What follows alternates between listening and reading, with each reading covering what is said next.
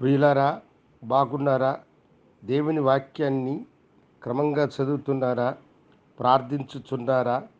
నేటి ధ్యాన వాక్యము 68వ కీర్తన 20వ వచనం. దేవుడు మా పక్షమున పూర్ణ రక్షణ కలుగజేయు దేవుడై ఉన్నాడు. మరణము తప్పించుట ప్రభువైన యెహోవా వశము. మరణము తప్పించుట దేవుని వశము అని మనం ఇక్కడ చూస్తూ ఉన్నాం. మరణకరమైనటువంటి ఈ లోకములో, శ్రమలతో నిండిన ఈ లోకములో ప్రతిదినము మనము జీవముతో గడుపుట చాలా ఆశ్చర్యకరమైనటువంటిది.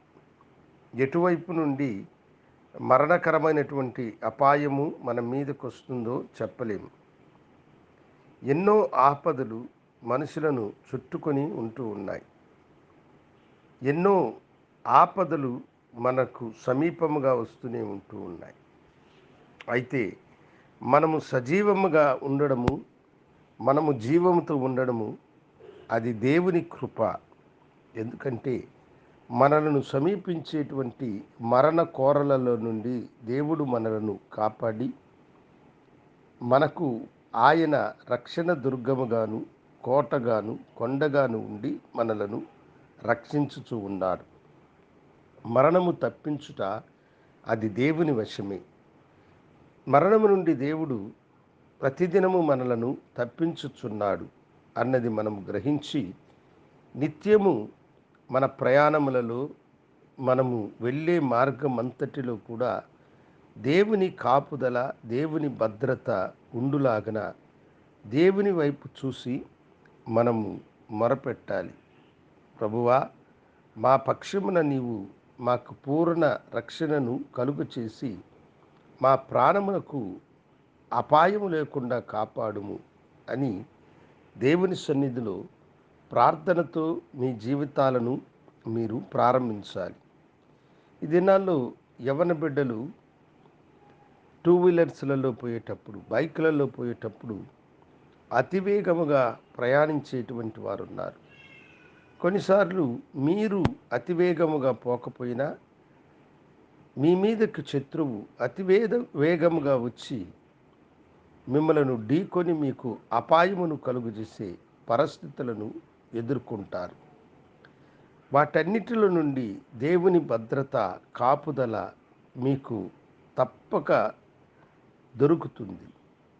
మీరు దేవుని సన్నిధిలో ప్రార్థించి బయలుదేరినప్పుడు ఆ భద్రత మీకు దొరుకుతుంది. ఎందుకంటే మరణము తప్పించుట దేవుని వశం. మీ మీదకు వచ్చేటువంటి మరణమును ఆయన అడ్డుకొని దాని యొక్క మార్గమును ఆయన మళ్లించి మీకు సురక్షితమైనటువంటి తన కృపను దేవుడు మీకు అనుగ్రహిస్తాడు. అది దేవుని యొక్క ఆత్మచేత మనకు కలిగేటువంటి గొప్ప భాగ్యం. దేవుడు తన ప్రజలైన వారిని అగ్ని కోరలలో నుండి కాపాడినటువంటి వాడు.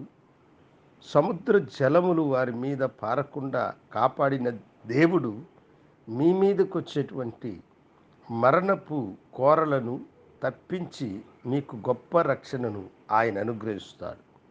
కనుక భయంకరమైనటువంటి లోకములో, ఆపదలతో నిండిన లోకములో సురక్షితముగా మీరు జీవించులాగన, దేవుని సన్నిధి మీకు ముందు ఉండులాగన మీరు ఆయన వైపు చూసి మొరపెట్టండి. ఆయన మీకు కాపుదల అనుగ్రహించి మిమ్మలను ఆశీర్వదించి నడిపించునుగాక. ప్రార్థించుకుందాం. గనుడా, నీకు వందనాలు. బిడ్డలు అయ్యా ప్రయాణించేటప్పుడు వారి ప్రయాణంలో సురక్షితమైన భద్రతను మీరిచ్చి ఆశీర్వదించమని యేసునామమున అడిగి వేడుకొంచున్నాము తండ్రి. ఆమెన్. శుభోదయం. ప్రభు మిమ్మలను దీవించునుగాక. ఆమెన్.